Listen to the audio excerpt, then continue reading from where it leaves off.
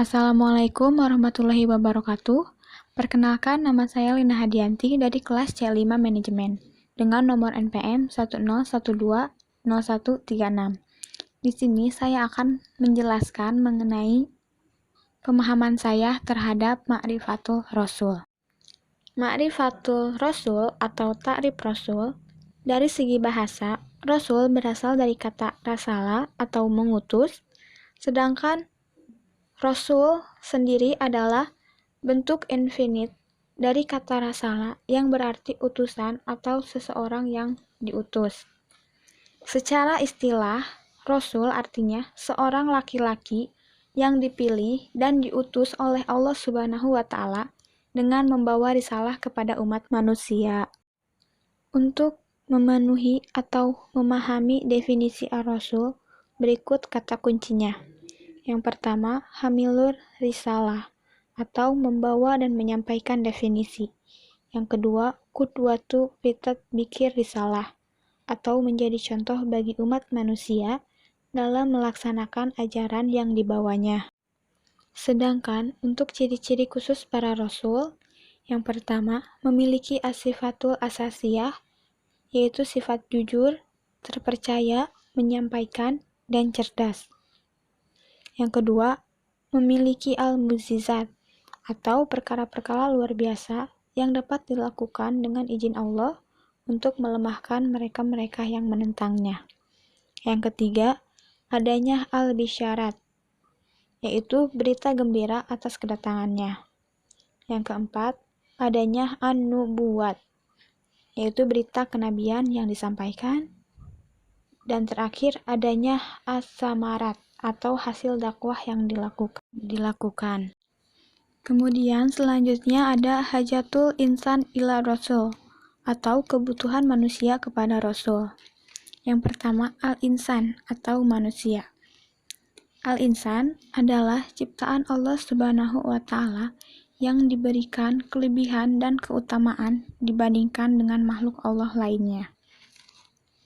Secara etimologis, ungkapan Al-Quran untuk menunjukkan konsep manusia yaitu yang pertama, al-insan, al-ins, unas, anasi, dan inisi. Kemudian al-bashar, juga disebut Bani Adam atau anak Adam, dan surriyat Adam atau keturunan Adam.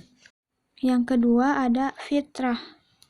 Fitrah yang ada pada manusia dapat menilai baik buruknya tingkah laku masyarakat ataupun dirinya. Di dalam fitrah yang pertama ada wadugul khaliq atau kewujudan pencipta merupakan sesuatu yang tak dapat diingkari. Yang kedua ada ibadatul khaliq atau manusia yang mendapat perintah Allah Subhanahu wa Ta'ala untuk mengabdi kepadanya sebagai hasil dari akibat dari pengakuan kita kepada Allah sebagai pencipta. Selanjutnya ada hayatul munadomah. Yang ketiga, adanya hidayatul rasul. Yang keempat ada ibadatul sahih atau ibadah yang menyembah Allah Subhanahu wa Ta'ala dengan panduan mengikuti Rasul. Kemudian selanjutnya ada makanatul Rasul atau kedudukan Rasul mengenai hakikat Rasul. Yang pertama, abid min ibadillah atau hamba di antara hamba-hamba Allah.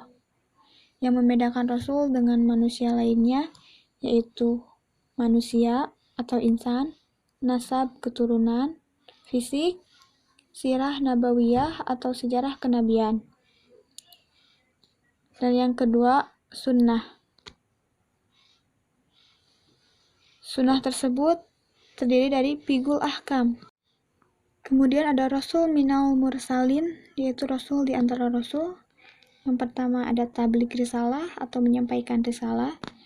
Ada adaul amanah, menunaikan amanah. Kemudian imamatul umat atau pemimpin umat. Dan dakwah nabawiyah atau dakwah kenabian. Kemudian untuk sifat-sifat Rasul, di antaranya ada al-basyariyatul kamilah, kemanusiaan yang seutuhnya. Kemudian ada al-ismah atau terpeliharanya dari kesalahan dan dosa. Kemudian as-sidqu, jujur, al-fatonah, cerdas, al-amanah, terpercaya, kemudian at-tabligh, menyampaikan risalah, dan yang terakhir al-tijamul kamil, atau komitmen yang sempurna terhadap kebenaran. Mungkin sekian dari saya, mohon maaf apabila ada kesalahan, semoga bermanfaat. Wabillahi taufiq wa hidayah. Wassalamualaikum warahmatullahi wabarakatuh.